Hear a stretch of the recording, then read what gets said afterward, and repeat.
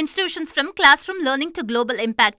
Engineering education aligned with the global goals. மாண்புமிகு பேரவைத் தலைவர் அவர்களே, மாண்புமிகு முதலமைச்சர் அவர்கள் கொண்டு வந்துள்ள அரசின் தனி தீர்மானத்தின் மீது அனைத்து இந்திய அண்ணா திராவிட முன்னேற்ற கழகத்தின் சார்பாக என்னுடைய கருத்துக்களை தெரிவிக்கின்றேன். தமிழக மக்களின் உரிமைக்காகவும் அவர்களின் மேம்பாட்டிற்காகவும் தொடர்ந்து பாடுபடும் இயக்கம் அனைத்து இந்திய அண்ணா திராவிட முன்னேற்ற கழக இயக்கம். அனைத்து இந்திய அண்ணா திராவிட முன்னேற்ற கழகத்தின் தொகுதி மறுவரை குறித்து நிலைப்பாடு தெளிவானது. அதாவது மாநிலங்களுக்கு, குறிப்பாக தமிழ்நாடு போன்ற மக்கள் தொகை கட்டுப்படுத்திய மாநிலங்களுக்கு 1971 மக்கள் தொகை அடிப்படையில் நிர்ணயிக்கப்பட்ட விகிதாச்சார பிரதிநிதித்துவம் குறைக்கக்கூடாது. தமிழ்நாட்டுக்கு தற்போது 39 நாடாளுமன்ற உறுப்பினர்கள் இருக்கின்றார்கள். மொத்த பாராளுமன்ற உறுப்பினர்கள் எண்ணிக்கை 543 இடங்களில் 1971 ஆண்டு மக்கள் தொகை அடிப்படையில் 7.18% விகிதாச்சார பிரதிநிதித்துவம் தொகுதி மறுவரையில் குறையக்கூடாது. இதுதான் எங்கள் தேர்தல் அறிக்கையிலும் அனைத்து இந்திய அண்ணா திராவிட முன்னேற்ற கழக சார்பாக நாங்கள் தெரிவித்துள்ளோம். தொகுதி மறுவரையில் மாநிலங்களுக்கான தற்போதுள்ள விகிதாச்சாரம் குறையாமல் பாதுகாக்கப்படும் என்பது வெளிப்படையாக இல்லை. இந்த உறுதியை மத்திய அரசு வழங்க வேண்டும் என்று நாங்கள் வலியுறுத்தியதால் மாண்புமிகு மத்திய உள்துறை அமைச்சர் அவர்கள் 16/4/2026 அன்று நாளை நடைபெற்ற நாடாளுமன்ற கூட்டத்தொடரில் பேசுகின்ற போது தமிழ்நாட்டிற்கான விகிதாச்சார பிரதிநிதித்துவம் பாதுகாக்கப்படும் என உள்துறை அமைச்சர் அவர்கள் பாராளுமன்றத்திலே உறுதியளித்துள்ளார்கள். இதன்படி 39/439/543 என்ற நிலையில 7.18% என்ற விகிதாச்சாரம் கடைபிடிக்கப்படுவதால் உறுப்பினர் எண்ணிக்கை 50% உயரும். தமிழ்நாட்டுக்கு இப்பொழுது இருப்பதை விட கூடுதலாக 20 இடம் சேர்த்து 59 இடம் கிடைக்க வாய்ப்புள்ளது. எனவே மாநிலங்களுக்கான தற்போதுள்ள பிரதிநிதித்துவம் குறையாமல் எண்ணிக்கை 50% உயர்த்த வழிவகை செய்யப்பட வேண்டும் என்பது எங்களின் நிலைப்பாடு. எனவே எங்கள் நிலைப்பாட்டில் உறுதியாக இருந்ததால் தான் தமிழ்நாட்டிற்கு இந்த உரிமை பாதுகாக்கப்படுகின்றது.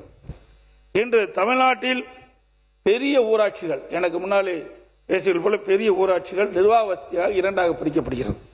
அதே போல பெரிய ஊராட்சி ஒன்றியங்கள் நிர்வாக வசதியாக 2ஆக பிரிக்கப்படுகின்றது. பெரிய தாலுக்காக்கள், பல தாலுக்காக்கள் பிரிச்சிருக்கிற நிர்வாக வசதியாக பல கோட்டங்கள் பிரிக்கப்பட்டுகின்றன.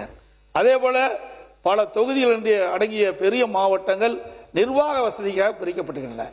அனைத்து இந்திய அண்ணா திராவிட முன்னேற்ற கழக அரசு இருக்கின்ற பொழுது, நான் முதலமைச்சர் இருக்கின்ற பொழுது 6 மாவட்டத்தை பிரித்திருக்கிறோம் நிர்வாக வசதிக்காக. அதே போல புதுச்சேரி மாநிலத்தில் மொத்த வாக்காளர் எண்ணிக்கையே 10.2 லட்சம் வாக்காளர் தான் அங்க இருக்கிறாங்க. அதுக்கு ஒரு முதலமைச்சர், அமைச்சர் எல்லாம் அங்க இருக்கிறாங்க.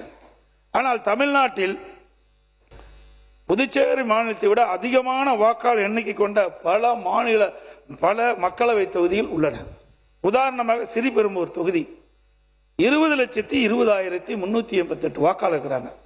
திருவள்ளூர் நாடாளுமன்ற தொகுதியில் 19,62,232 வாக்காளர் இருக்கிறாங்க. அதாவது சோழிங்கநல்லூர் சட்டமன்ற தொகுதியில் தமிழகத்திலே அதிக வாக்காளர் எண்ணிக்கை உள்ள தொகுதி அந்த தொகுதி. அதில் 5,36,991 வாக்காளர் இருக்கின்றார்கள். எனவே நிர்வாக வசதிக்காக வாக்காளர் அதிகம் உள்ள மக்களவை தொகுதி மற்றும் சட்டமன்ற தொகுதியை வாக்காளர் எண்ணிக்கை மற்றும் பரப்பளவின் அடிப்படையில் தொகுதி மறுவரை செய்வதில் எந்த தவறும் இல்லை. மத்திய அரசு தமிழ்நாட்டிற்கு எவ்வித பாதகமும் இல்லாமல் நாடாளுமன்ற தொகுதி எண்ணிக்கை தற்போதுள்ள விகிதாச்சாரப்படி, அதாவது 7.18% குறையாமல் தொகுதி மறுவரை செய்ய வேண்டும். அதோட இன்றைக்கு பெண்களுக்கு 33% இடஒதுக்கீடு தொடர்ந்து வலியுறுத்தி கொண்டிருந்தார்கள். இதே புரட்சி தலைவி அம்மா அவர்கள் தமிழகத்துடைய முதலமைச்சர் இருந்த காலகட்டத்தில் 1998 மத்தியில் மறைந்த போற்றுதலுக்குரிய மரியாதைக்குரிய வாஜ்பாய் அவர்கள் பிரதமராக இருந்த காலத்தில் அந்த மத்திய ஆட்சியில் அனைத்து இந்திய அண்ணா திராவிட முன்னேற்ற கழகம் பங்கு வைத்தது. அதில் அனைத்து இந்திய அண்ணா திராவிட முன்னேற்ற கழகத்தைச் சேர்ந்த மரியாதைக்கு அண்ணன் தம்பித்துரை அவர்கள் சட்டத்துறை அமைச்சராக இருந்தார். மாண்பு அம்மாவுடைய ஆணைக்கு இணங்க நாடாளுமன்றத்திலும் சட்டமன்றத்திலும் 33% பெண்களுக்கு இடஒதுக்கீடு வழங்க வேண்டும் என்ற அந்த சட்ட மசோதாவை நாடாளுமன்றத்தில் தாக்கல் செய்து பேசிக் கொண்டிருந்த பொழுது எதிர்வரிசையில் இருந்த நாடாளுமன்ற உறுப்பினர்கள் அந்த மசோதாவை பிடிக்கி கிழித்தெறிந்து விட்டார்கள். ஆகவே அனைத்து இந்திய அண்ணா திராவிட முன்னேற்ற கழகம் 1998 நாடாளுமன்றத்திலே பெண்களுக்கு நாடாளுமன்றத்திலும் சட்டமன்றத்திலும் 33% இடஒதுக்கீடு பெற்றுத் தருவதற்கு முயற்சி செய்யப்பட்டது. அதோடு உள்ளாட்சி அமைப்பிலே 33% இடஒதுக்கீடு இருந்தது. அதை பெண்களுடைய அமைப்புகள் பல பெண் சட்டமன்ற உறுப்பினர்கள் பெண் நாடாளுமன்ற உறுப்பினர்கள் கேட்டுக் கொண்டது என்னங்க, அனைத்து இந்திய அண்ணா திராவிட முன்னேற்ற கழகம் ஆட்சி இருக்கின்ற பொழுது அந்த உள்ளாட்சி அமைப்பிலே 33% இடஒதுக்கீட்டை 50% உயர்த்தி உள்ளாட்சி அமைப்பிலே பெண்களுக்கு 50% இடஒதுக்கீடை வழங்கியதும் அனைத்து இந்திய அண்ணா திராவிட முன்னேற்ற கழக ஆட்சி என்பதை இந்த நேரத்தில் நினைவு கூர்ந்து, மேலும் தற்போது நாடாளுமன்றத்தில் தொகுதி மறுவரை மசோதா தாக்கல் செய்வதற்கான எந்த அறிகுறியும் இல்லாத நிலையில் தமிழ்நாட்டில் தமிழக வெற்றி கழக அரசு அரசியல் காரணங்களுக்காக பரபரப்பை ஏற்படுத்த வேண்டும் என்பதற்காக இந்த தீர்மானத்தை இவ்வளவு அவசரமாக சட்டமன்றத்தில் அரசியல் தனி தீர்மானமாக கொண்டு வருகிறது என்று நாங்கள் கருதுகிறோம்.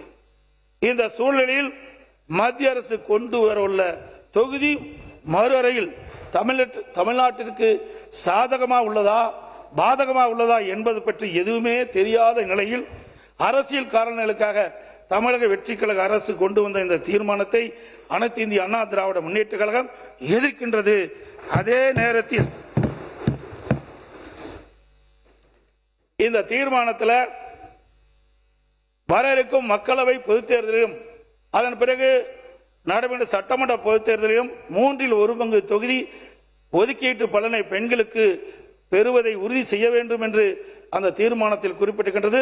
அந்த தீர்மானத்தை மட்டும், அதாவது நாடாளுமன்றத்திலும் சட்டமன்றத்திலும் 33% பெண்களுக்கு இடஒதுக்கீடு வழங்க வேண்டும் என்ற அந்த தீர்மானத்தை மட்டும் ஆதரித்து அமர்கின்றேன். Saram institutions from classroom learning to global impact. Engineering education aligned with the global goals.